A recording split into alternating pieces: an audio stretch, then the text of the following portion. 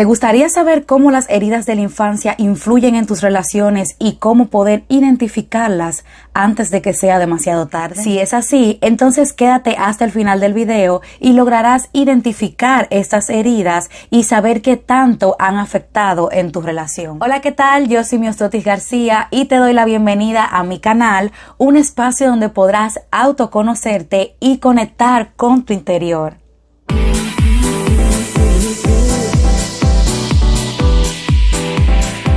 Me imagino que alguna vez te has preguntado de dónde provienen las heridas de la infancia.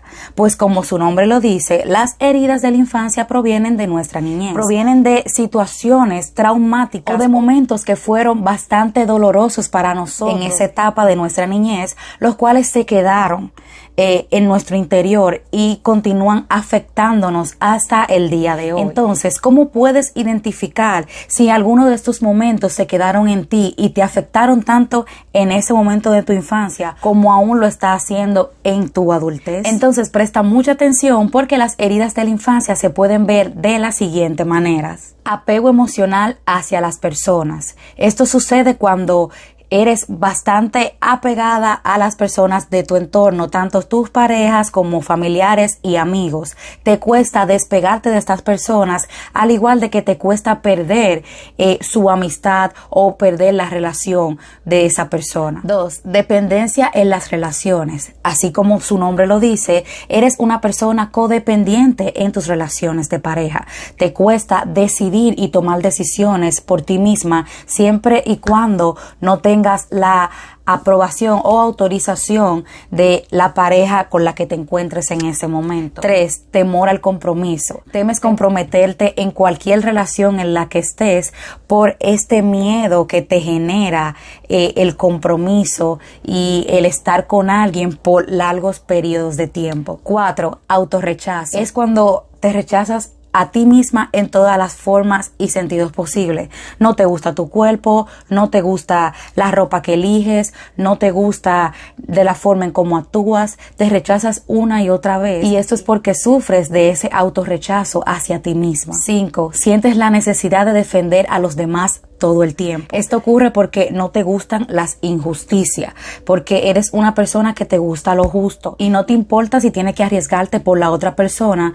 solo por el hecho de defender sus derechos, ya que para ti es bastante molesto las injusticias hacia las demás personas. 6. Tienes temor a expresarte en público. No te gusta hablar delante de las personas, te da pánico expresar tus pensamientos a los demás. 7. Miedo a cometer errores, miedo a que las cosas no vayan como quieres, a que las cosas no resulten como tú pensabas, miedo al fracaso, miedo a todo lo que no te dé seguridad y que sepas de que vayas a cometer un error, entonces evitarás hacerlo. 8. Sientes inseguridad hacia ti misma al igual que hacia los demás, y como todo proviene de nosotros, entonces si eres insegura contigo, no vas a tener esa seguridad en las demás personas, lo cual te hace dudar todo el tiempo de los demás, al igual que de ti misma. 9. Miedo a la soledad. Temes a quedarte sola, a no estar dentro de una relación, temes a estar contigo misma, lo cual te hace una persona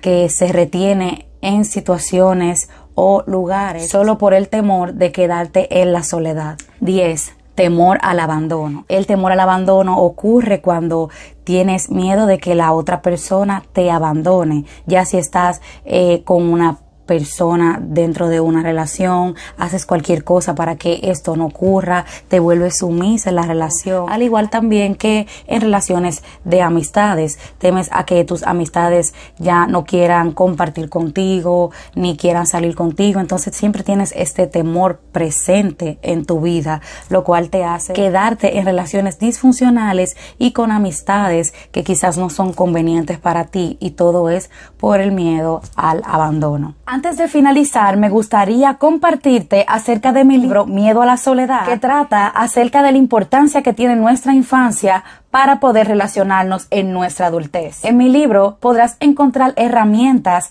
y métodos de resiliencia, los cuales te ayudarán a poder tener una mejor relación contigo, al igual que con tus parejas. Entonces, si te gustaría saber más acerca de este libro y su contenido, te dejaré toda la información en la cajita de descripciones. Y hasta aquí el video de hoy. Si te gustó, por favor, regálame un like, comparte a todas esas personas que consideres que necesitan saber de estos temas, y por favor no olvides suscribirte activando la campanita para que puedas recibir contenido de mi canal. Entonces nos vemos hasta el próximo video.